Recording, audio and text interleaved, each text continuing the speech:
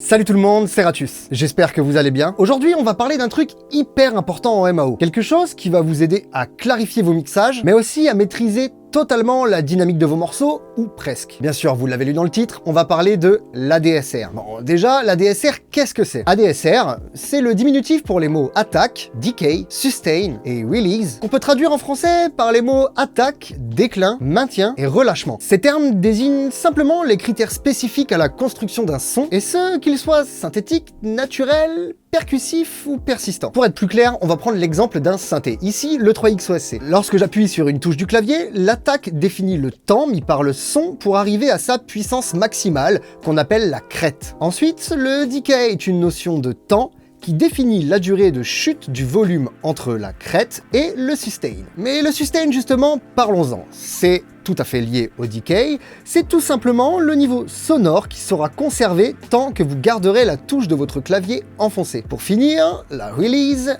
définit la durée de la résonance du son après avoir lâché la touche du clavier jusqu'à extinction totale du son. On se retrouve donc avec 3 paramètres de temps et un paramètre de volume.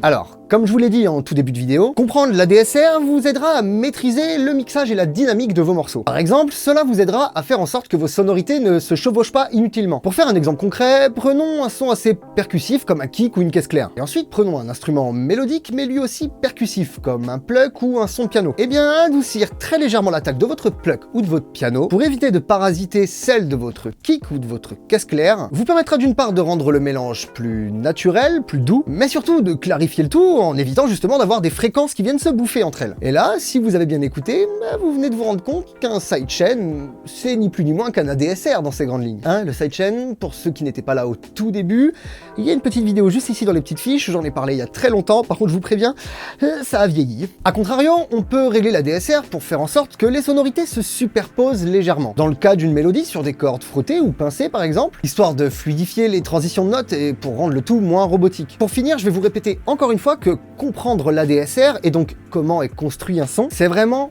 primordial dans la composition et c'est pour ça que je tenais à vous faire cette petite vidéo. Si vous souhaitez aider financièrement la chaîne, vous pouvez le faire gratuitement ou pas, c'est vous qui voyez. Ça se passe sur Tipeee et Utip et vous avez les liens juste en dessous dans la description. Idem, si vous souhaitez choper des fringues ou des goodies liés à la chaîne, eh bien ça se passe sur Spreadshirt et Teespring et c'est juste en dessous aussi dans la description. Merci à tous d'avoir regardé cette vidéo. Si elle vous a plu, n'hésitez pas à me le faire savoir en lâchant un gros pouce en l'air, ainsi qu'en laissant un petit commentaire et en partageant cette vidéo. Pensez aussi à vous abonner à la chaîne si ce n'est pas déjà fait et surtout à activer la petite cloche des notifications pour ne plus louper aucune des prochaines vidéos et des streams. N'hésitez surtout pas à me dire en commentaire les thèmes que vous aimeriez me voir aborder dans de prochaines vidéos. Puis quant à moi, je vous laisse. Je vous donne rendez-vous très bientôt pour une prochaine. C'était Ratus.